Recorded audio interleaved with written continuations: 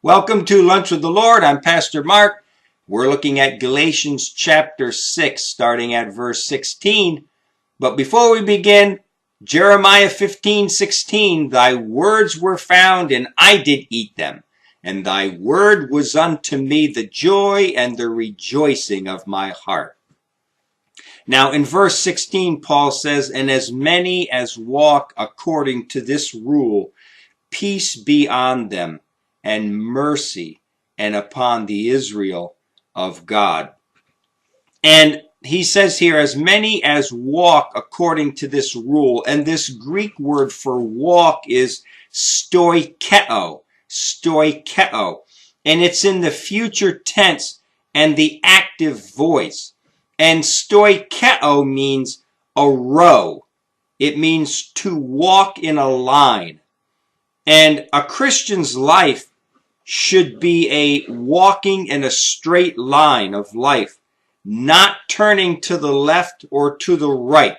So Paul here says, as many as walk in a straight line, or as many as they don't turn to the left or to the right, but they have their goal in front of them and they're walking straight to it. Future tense means that a Christian decides that they will live like this for a long time. So I decide today that tomorrow and the next day and the next day and for as long as I can think ahead, I'm going to walk according to this rule.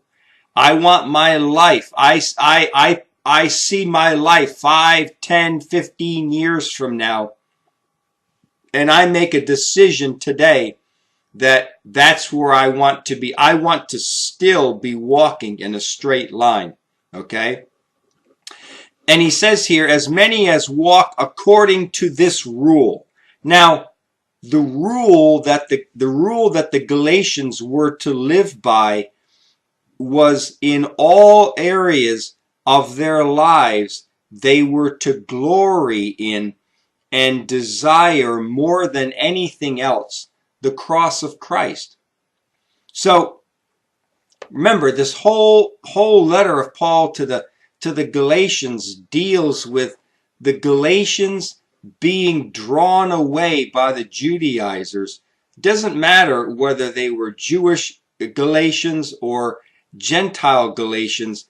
They were being drawn by the Judaizers to live according to the law. And remember, in Galatians, in the earlier part of this letter, Paul tells them that they were running well. They were living for God. They were on fire. They did live by grace at one time. But now the Judaizers have deceived them and are teaching them false teachings to live according to the law and not according to the grace of God. And Paul says, as many as walk according to this rule. And what is that rule? That verse 14, but God forbid that I should glory except in the cross of Jesus Christ. Paul said that's the rule that you need to live by, the cross, because it's at the cross where we received grace, not law. It's at the cross where we were saved. Okay? The cross is where we were justified, where we were redeemed. We were reconciled to God and made a new creation. The law does not make a new creation. The law has no power to make us a new creation. The only thing the law has power to do is to condemn us. That's it. But we received life. We received our crucifixion from this world system at the cross. And as Paul gloried in the cross, so also these Galatians and also you and I are to glory in that cross. And we are to walk according to that rule. So what is Paul saying? Paul is saying that we need today to decide that 2, 3, 5, 10 years from now, I'm going to still glory in the cross. I'm going to glory in the cross of Christ. I don't want to be drawn away by modern day Judaizers into false teachings. It's not just the law. It could be any kind of teaching. I'm not going to be drawn away into a false teaching and be drawn away from the grace of God, from the cross of Christ. I want to be glorying in the cross 15 years from now, 20 years from now. I want to still be glorying in that cross. So he says, as many as walk according to this rule, peace be on them and mercy and upon the Israel of God. You know, if the cross becomes the focal point of our lives, then the result will be peace and mercy. Peace and mercy. You may say, well, you don't know where I live. I have a hectic life. And yet I can tell you that the cross, if we walk according to this rule, if we glory in the cross, peace will be upon us. There is a rest, and that rest comes by applying the cross to our life today. Living a life that's separated from this world system. We still are in the world, and we still function, we still work, we have to talk to people, and we have to do and obey the laws of the land. That's true. But we are a citizen of heaven. And when we walk by this rule that we glory in the cross, where we were saved, we were redeemed, justified, and reconciled, if we walk according to that, then we have a rest, a peace in our heart, and we receive mercy from God. Peace with God and peace with ourselves, and mercy that we receive from a merciful God. And that's what it is. When we glory in the cross, when our lives are focused on the cross of Christ, it results in peace and mercy from God. A tremendous rest in our heart. And then it doesn't matter what goes on around us. It doesn't matter if the world is falling apart. We always can take a step back and rest in our relationship to God through the cross, through the blood of Christ. All right? Verse 17, from henceforth let no man trouble me, for I bear in my body the marks of the Lord Jesus. And this Greek word for trouble is kopos, and it means to strike or to beat or to distract. Okay?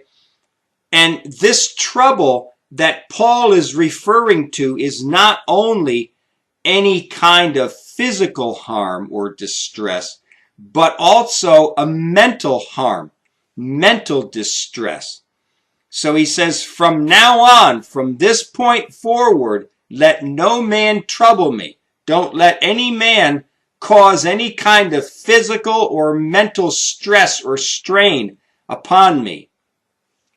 The fact that the Judaizers came to Galatia and deceived and distracted many believers away from grace was a tremendous mental anguish on Paul, which could also result in physical problems. So Paul here is writing to the Galatians, and he's not there in Galatia. He's away, and he's writing this letter. But he knows that the people that he preached to, the people that he preached grace and were going on with God, now they're not going on with God anymore according to the grace of God.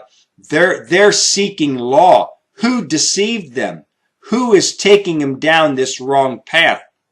And there would be anger. Can you imagine if you witnessed to somebody at work, or maybe you lived in a different area, a different state, or a different country, and you witnessed to this person and they got saved, and you encouraged them, and you had to move away, and then 3, 4, 5 years later you find out that yeah, they still do believe in God, but now they're not like they were. They're religious, right? Now church rules mean more to them, or church functions, or whatever.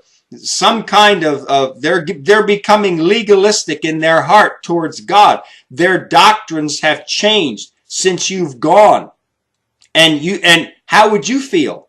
Of course you'd feel bad. You'd wonder. You'd want to be angry at who deceived them. How did this happen?